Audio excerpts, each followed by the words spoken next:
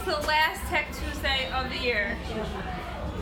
Thank you all for coming and being, my biggest fans. Thank you all for coming. Okay, so today we're going to talk about archiving Google Classroom. It's out with the old, in with the new. Open up Google Classroom.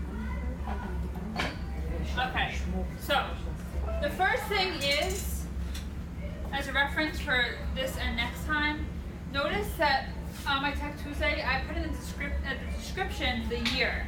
This is a very good tip. I think I said that in the beginning of the year, but in case I didn't, it's always a good idea to put the year under the course description when you make a new class. I'm going to show you exactly what I'm talking about.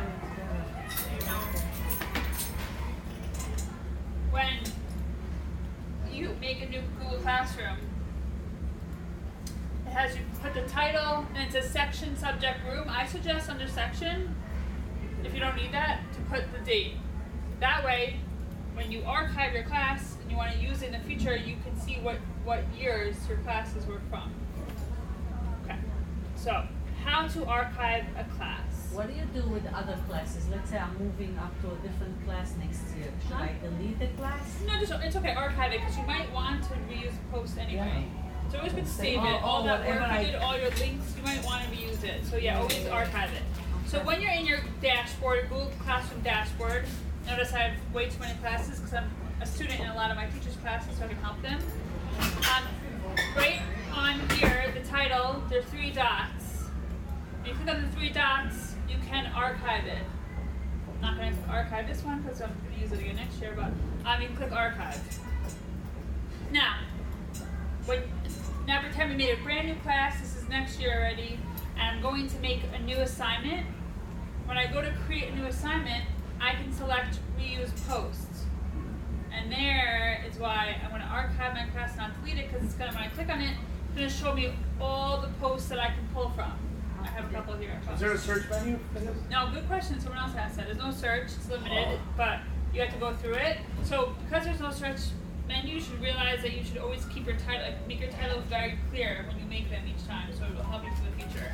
But yeah, as you can see here, you have you have the title and a quick description down here, and I can always just click and click reuse.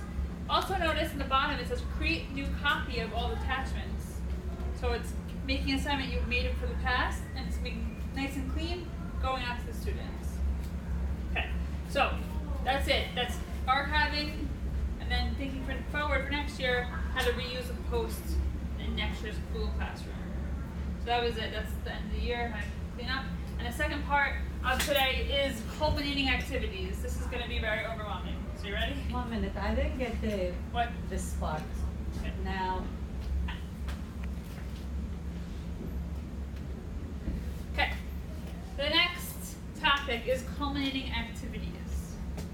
The kids worked really hard all year, they learned so much. How do they showcase that information to you, right? So we can give them a final test, multiple choice, Scantron, no problem. Or we can have them showcase their learning.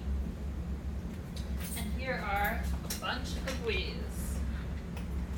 This is Matt Miller's post about 10 ideas, digital ideas for the end of the year. He suggests, he gives about a bunch of information about culminating projects, like the concept of it. And then, here we go. So creating a website. The kids can create a Google site for you. Different pages for different topics, let's say. Maybe on a website, you can go through different pages on the website. So it could be different units of the year for each page. They can put in, a lot of these things are all portfolios, right, of showcasing their work. So if you have a website, they can upload all the things that they've done, like maybe their homeworks they're proud of, or something, maybe they made a project for you they're proud of. They can upload it and it can all be in one place. They're doing this for us. They're doing it for you. Yeah. Okay. Creating a screencast video. A screencast video is when you are recording your screen on the computer, and it's recording your voice when you're speaking. So it's like the students, it's like they're explaining something to you. So let's say they have a slideshow, and they're playing the slideshow on the computer, that they're recording it, and they're talking and explaining their thought process, or they're explaining something to you. So it's math, they're explaining how they figured out the equation, it's a graph, they're if it's Tanakh, if it's Ivrit, they can anything, right? Really, they can be anything you want them to show you. Multimedia webpage is similar to the website, but they can just have, it's more visual. They made a lot more visual things. An infographic. I'm going to show you what an infographic looks like. This is an infographic right here. It's tiny and skinny, but they can, especially for math, they can plot tons and tons of data in here. Or if it's for Tanakh, it could be more, let's say, historical, and it's images, taking concepts and making them into imagery. That's an infographic. Podcasts. A podcast is spoken. Again, it's recording. They can record something for you to showcase. Again, all these are just showcasing what they're learning. An annotated collection. This is similar to what I did in another Tech Tuesday, where they have an image and they can put in things on top of it. They can put text in the image, they can put the thought bubbles or the speech bubbles, again, to explain, and then have a whole collection of that. Digital storytelling. I'm going to show you a really cool video.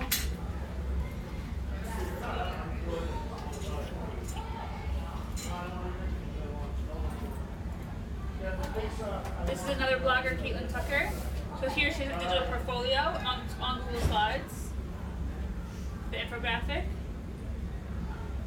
And here is a stop motion video that's been created.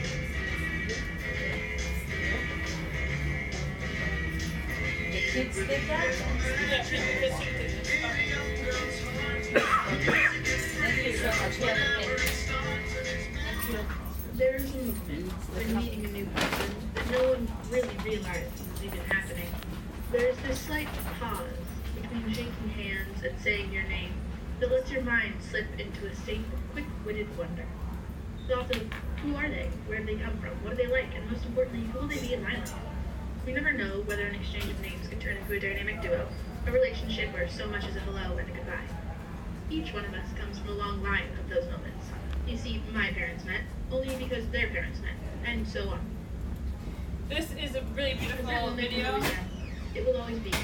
That's 4 minutes long, so I'm not gonna show you the whole thing, but a whole bunch of, as I said, you should leave here overwhelmed. I put together a whole bunch of things that you can look through and decide what works for you and But how. are these for small kids? Yeah, you can. Anything can be adapted. Happy to sit down and talk it out with you. It's like very It always looks like that. complicated. It looks like that, definitely. But you'll be so surprised what the kids are able Yeah. to make. Really, yeah. אבל איפה הנושאים? It's all